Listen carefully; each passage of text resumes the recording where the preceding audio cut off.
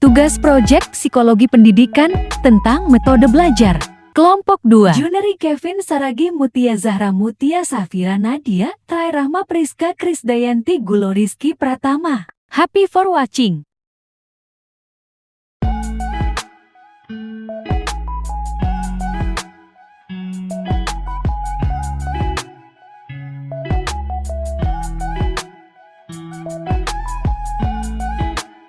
Hai, perkenalkan nama saya Juneri Kevin Saragi. Saya berperan sebagai dosen. Hai, perkenalkan saya Rizky. Saya berperan sebagai mahasiswa. Hai, perkenalkan nama saya Mutia Safira. Saya berperan sebagai mahasiswa. Hai, perkenalkan saya Mutia Zahra. Saya sebagai mahasiswa.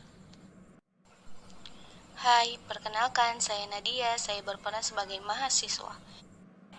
Hai, perkenalkan saya Priska. Saya berperan sebagai mahasiswa. Selamat pagi semuanya. Selamat pagi, Bu. Selamat pagi, Bu. Selamat pagi, Bu. Selamat pagi, Bu. Selamat pagi, Bu. Pada hari ini kita akan belajar tentang metode belajar psikologi ya. Nah, anak-anak dalam proses belajar mengajar itu tentunya harus dibutuhkan metode khusus, yaitu metode psikologi pendidikan ya, agar dapat mencapai tujuan belajar yang efisien dan efektif. Metode pembelajaran ini adalah cara yang digunakan dalam aktivitas pengajar dan peserta didik saat dalam proses belajar ya. Sebagai pendidik juga perlu memahami dan mengetahui tentang metode pelajaran, sehingga materi yang disampaikan dapat dimengerti dan dipahami dengan baik oleh peserta didik. Dalam metode pembelajaran psikologi ada 9 yang harus kita ketahui anak-anak. Oke, siapa aja yang mengetahui 9 metode ini dan berikan penjelasannya? Bu, metode eksperimental yaitu eksperimen dalam ilmu psikologi dapat didefinisikan sebagai sebuah pengamatan yang dilakukan dengan teliti terhadap gejala-gejala jiwa yang ditimbulkan secara sengaja. Metode kuesioner merupakan rangkaian dari pertanyaan-pertanyaan yang berkaitan dengan topik-topik pada ilmu psikologi, sosial maupun pendidikan yang mana ditunjukkan pada sebuah kelompok individu dengan objek agar mendapatkan data-data dengan fokus memperhatikan masalah tertentu untuk menilai kepribadian. Ya benar, ayo siapa lagi yang tahu metode yang lain? Saya, Bu. Metode selanjutnya yaitu metode klinis. Artinya metode yang digunakan dalam ilmu psikologi untuk menyelidiki secara teliti sejumlah individu yang mana memiliki gangguan atau kelainan dalam batas waktu yang cukup lama. Dan metode case study merupakan sebuah catatan mengenai pengalaman seseorang, mulai dari penyakit yang pernah dialami, lingkungan, pendidikan, perawatan, hingga fakta-fakta umum yang relevan untuk masalah-masalah tertentu yang berkaitan dalam sebuah kasus medis. Iya, benar sekali ya. Siapa lagi? Saya, Bu. Metode introspeksi merupakan metode penelitian yang dilakukan dengan mengamati ke dalam diri sendiri dan melihat kondisi mental dalam waktu tertentu. Metode ekstrospeksi merupakan metode yang digunakan untuk mempelajari gejala-gejala kejiwaan dalam diri seseorang melalui cara mempelajari peristiwa di dalam jiwa orang lain dan kemudian diteliti secara sistematis. Nah, benar sekali. Ayo, ada tinggal 2 metode lagi. Saya, Bu. Saya, Bu. Oke, Mutia Zahra, silakan. Selanjutnya ada metode proyeksi, di mana metode ini digunakan untuk meneliti seorang peserta didik dengan cara memberikan gambaran atau tulisan ataupun bentuk khas semisal game, sehingga nantinya dapat diterjemahkan untuk mengetahui proyeksi perilaku yang diperlihatkan oleh peserta didik. Dan metode genetik yaitu metode perkembangan yang mana merupakan teknik observasi yang digunakan untuk dapat meneliti tentang masa pertumbuhan fisik dan mental seseorang dan kaitannya dengan anak-anak lainnya serta orang dewasa yang disebut perkembangan sosialnya. Nah, yang terakhir, silakan Rizky. Metode yang terakhir yaitu metode tes. Dalam metode ini akan diajukan beberapa pertanyaan yang sudah dirancang untuk harus dijawab oleh peserta didik dan kemudian akan diamati kondisi psikologisnya. Tes yang dilakukan tentunya dengan menggunakan kaidah-kaidah tertentu dan biasanya dimanfaatkan untuk kebutuhan yang praktis. Oke, jawabannya semua sudah tepat ya. Nah, sekarang kita akan mencoba melakukan beberapa metodenya ya. Nah, katanya tadi ada metode kuesioner yang merupakan pertanyaan-pertanyaan yang berkaitan dengan gangguan psikologis itu kan? Oke, coba untuk Priska sebutkan bagaimana dia masalah psikologis remaja yang di tingkat terendah.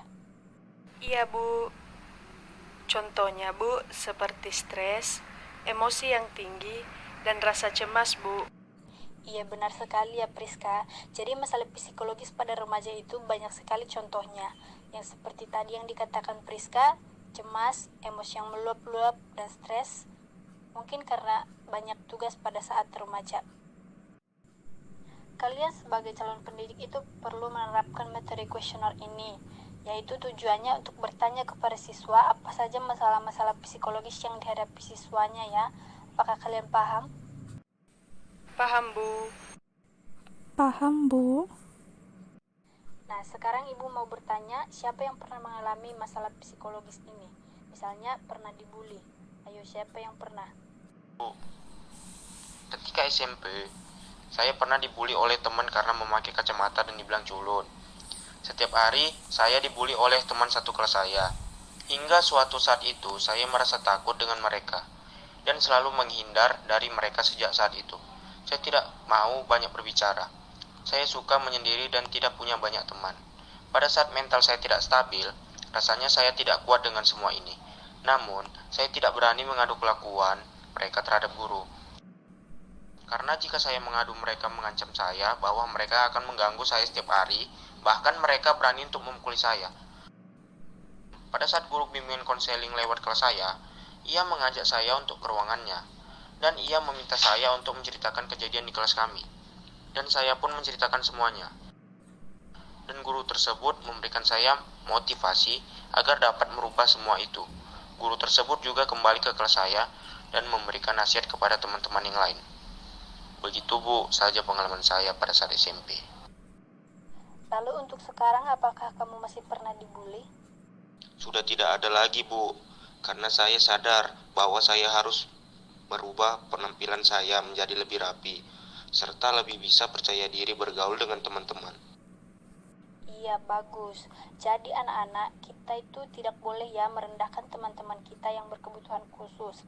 Kita juga sebagai calon pendidik itu harus mengajarkan hal tersebut kepada siswa kita nantinya. Lagi yang mau bercerita tentang yang pernah dibully ini? Ayo silakan. Saya murid pindahan korban pembulian di sekolah menengah pertama saya. Saya masih tidak memahami kenapa kawan-kawan kelas saya begitu jahat kali kepada saya. Tidak hanya mengolok-olok, mereka juga mengucilkan saya. Saya tidak memiliki banyak teman, dan ketika saya tidak mengerti apa itu bully. Pengalaman yang tidak menyenangkan itu pada saat saya duduk di sekolah menengah pertama. Siswa lain kerap mengolok-olok saya. Dampaknya terasa sehingga saya duduk di bangku sekolah menengah atas. Pada saat itu, saya takut akan terjadi lagi di masa lalu saya di SMP yang tidak memiliki teman, yang sering dikucilkan. Dan alhamdulillah, kawan sekolah menengah atas saya sangat baik dan ramah-ramah. Dan saya memulai beradaptasi dengan mereka dan melupakan atau menjadikan sebuah pembelajaran di kehidupan saya.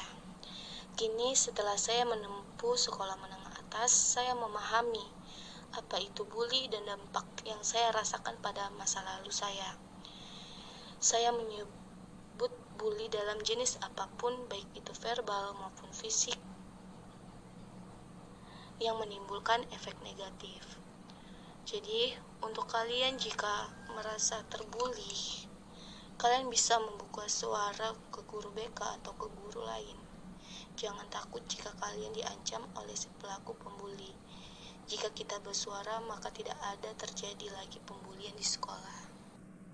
Iya, ternyata ada juga ya pembulian seperti itu di kelas ini. Kita kan tahu rasanya dibully itu seperti apa kan? Maka dari itu kita juga jangan pernah melakukan pembulian sekecil apapun yang mengakibatkan mental seseorang itu mengalami masalah.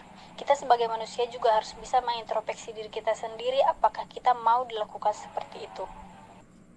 Tidak, Bu. Tidak mau, Bu. Pembulian itu dapat merusak mental orang lain. Jadi kita sebelum membuli orang lain, kita harus introspeksi diri kita sendiri dan memahami bagaimana mental kita pada saat ini, seperti apakah kita memiliki prasangka yang buruk kepada orang lain, emosi yang tidak stabil. Namun Bu, selain dari introspeksi ini, kita harus ngapain ya Bu? Oke, selain introspeksi itu, kita juga dapat mengetahui ekstrospeksinya. Contohnya yang dapat kita amati itu pada orang-orang yang terkena gangguan jiwa atau juga dengan observasi yang dilakukan pada hubungan-hubungan sosial yang ada pada anak-anak dengan kondisi situasinya, permainan yang bebas seperti mendiagnosa kesulitan belajar pada anak-anak dan mengapa anak-anak itu susah bergaul sehingga kita bisa mendapatkan cara mengatasi kedua masalah tersebut. Sejauh ini ada yang mau bertanya? Paham, Bu. Tidak, Bu. Tidak ada Bu, saya cukup paham. Saya sudah paham. Oke, baik, jika tidak ada yang ingin bertanya, kita akhiri perkuliahan kita pada hari ini. Terima kasih. Terima kasih Bu atas penjelasannya. Terima kasih Bu. Terima kasih, Bu. Terima kasih, Bu. Terima kasih, Bu. Thank you for watching.